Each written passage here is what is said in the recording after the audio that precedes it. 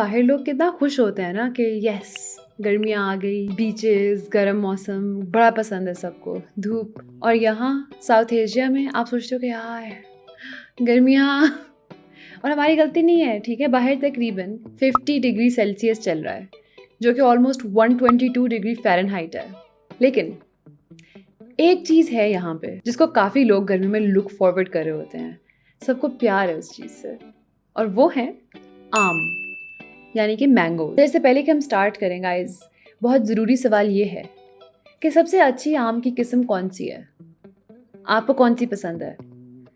मेरे लिए I would say Chaunsa number 1 and number 2 Sindhri. तो मैंने सोचा कि कहाँ से आया ये हसीन व जमील फल, और रिसर्च के दौरान मुझे एक्चुअली पता चला कि सिर्फ हम नहीं हैं जिनको ये फल इतना पसंद है। इतने ज़्यादा मुख्तलिफ हिस्टोरिकल फिगर्स हैं जो इस फल की बात करते हैं और इसके बारे में लिखते हैं, और ये इतने पुराने पुराने रेफरेंसेस आपको मिलते हैं इस सब चीज़ों के। तो मैंने कहा चलें why not, let's talk about the mango story. अस्सलाम वालेकुम, मेरा नाम है मिशा और खुश आमदीद तारीखी टेल्स पे। तो कहाँ से आया ये फल, है ना? तो काफ़ी तारीख दानों का और पेलियो बोटैनिकल रिसर्चर्स का ये कहना है कि इस फल की शुरुआत कहीं इंडो बर्मा मलय रीजन से ही हुई है। एग्जैक्टली कौन सी रीजन इन तीनों में से थोड़ा सा अनक्लियर है और डिफरेंट लोगों का डिफरेंट मानना है इसके ऊपर। और क्रॉफर्ड नामी एक रिसर्चर एक्चुअली बताता है कि इसका जो नाम है मैंगो, वो असल में एक मलय लफ्ज़ से निकला था जो कि था मांगा, और ये उसका एक बिगड़ी हुई वर्जन है जो कि मुख्तलिफ ताजरों ने जिसको अपना लिया और वो बन गया मैंगो। साउथ एशिया में तो ऑब्वियसली इस फल का नाम है आम, और इसको काफ़ी नाम एक्चुअली हैं। इसके मुख्तलिफ नाम आपको तारीखी सोर्सेज में भी मिलते हैं, जैसे कि आम, अम्ब, अम्बा या अनबा, और भी एक्चुअली काफ़ी ज़्यादा नाम है, ये थोड़े से मैंने आपको बताए हैं। साउथ एशिया में आम की काश्तकारी तकरीबन 4000 साल से लेके 6000 साल तक पुरानी है, और कुछ अरसे बाद ये फल इस खित्ते से निकल के सफ़र करना शुरू हो जाता है मुख्तलिफ खित्तों में।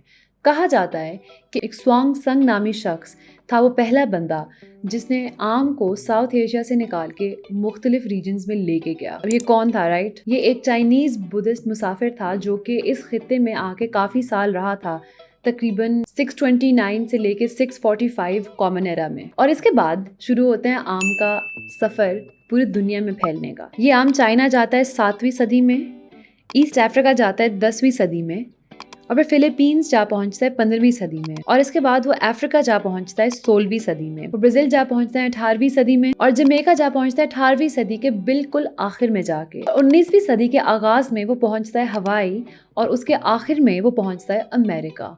और आजकल जैसे कि हम जानते हैं कि तकरीबन पूरी दुनिया में आपको आम मिल जाता है, लेकिन हर आम एक सा नहीं होता। मैंने वो आम खाए हुए हैं बाहर जो मिलते हैं, जो कि लोग कहते हैं कि हाँ पाकिस्तानी आम है या इंडियन आम है।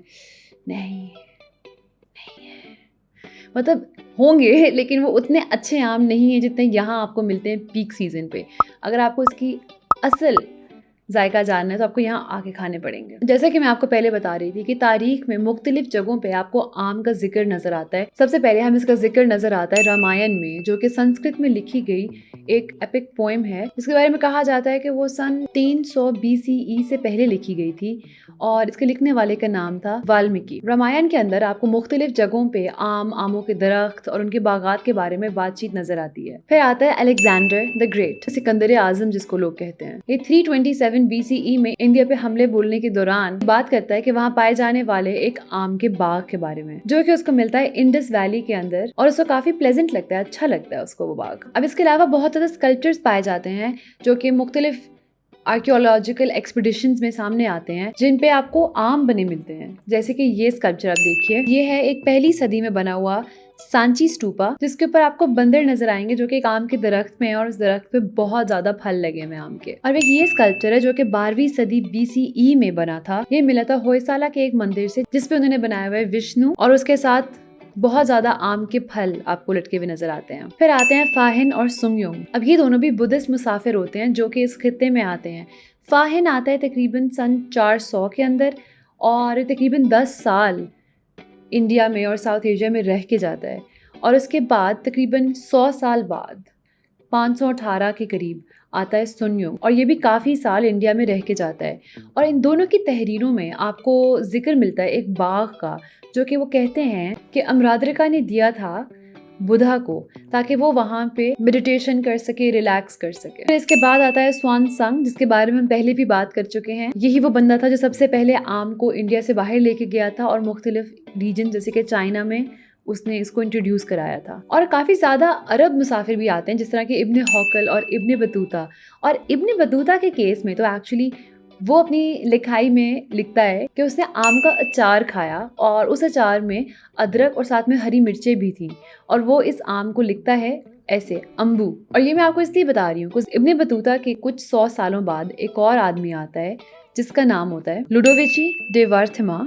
और ये बंदा आम के बारे में अपनी लिखाई में काफ़ी डिटेल से बात करता है, उसके मुख्तलिफ इकसाम के बारे में, उसके मुख्तलिफ नामों के बारे में।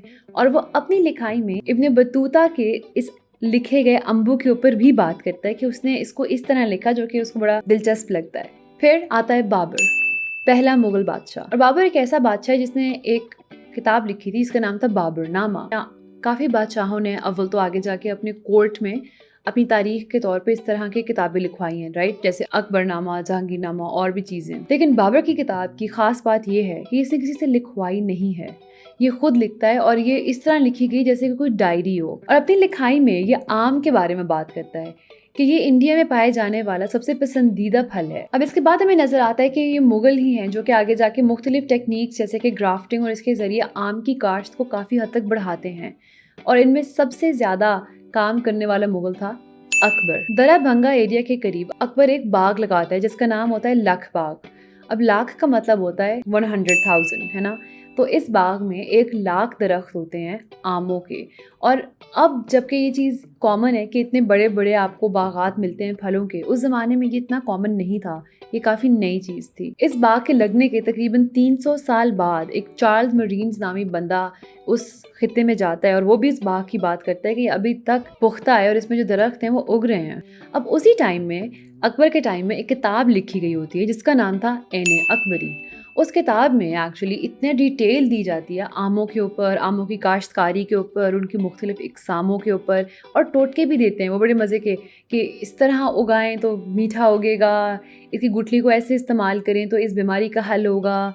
काफ़ी डिटेल में उन्होंने लिखा हुआ है इसके ऊपर। मैं शायद उनके जो टोटके हैं उनके ऊपर शॉर्ट्स बनाऊँ, ऐने अकबरी में पाए जाने वाले आम के टोटके, बिकॉज इस वीडियो में सारा कुछ डालूंगी तो बहुत लंबी हो जाएगी। अब इसके बाद आते हैं जहांगीर और शाहजहां। कहा जाता है कि इनके दौर में जो खान सामे थे उनको एक्चुअली इनामात दिए गए अपनी मुनफरिद खाने बनाने पे, और उन खानों में शामिल था आम। उनमें से कुछ खानों के नाम थे आमा पन्ना, आमा का लौज, आमा का मीठा पुलाव। आमा का मीठा पुलाव जो कि ज़ाहिर बात है कोई ज़िरदे टाइप चीज़ है, लेकिन मैं खुद इमेजिन नहीं कर सक रही कि आम का मीठा पुलाव कैसा होगा। अपेरेंटली वो इतने अच्छे लगे उन्हें कि उन खानसामों को अवार्ड मिले और ये रिकॉर्ड हुआ है तारीख में, इसीलिए हमें आज पता है। कभी रेसिपीज ढूंढनी चाहिए। किसी को पता है इन रेसिपीज का? अगर पता है तो प्लीज बताइए। कहते हैं कि जब शेर शाह सूरी ने हुमायूं को शिकस्त दे दी थी तो उसकी खुशी में ये चौंसा आम इंट्रोड्यूस कराया गया था। अब ये कुछ रेफरेंसेस थे कि तारीख में कहाँ कहाँ आम की बात की गई है। आई एम श्योर और बहुत ज़्यादा होंगे, लेकिन मैंने सोचा कि थोड़े से आप लोगों के साथ शेयर करूँ। और ये थी हमारी मैंगो स्टोरी, ओरिजिन्स और ऑल्सो तारीख में किस तरह इस फल का जिक्र हुआ है। चलिए आपसे मुलाकात होगी अगली दफ़ा। खुदा हाफिज़।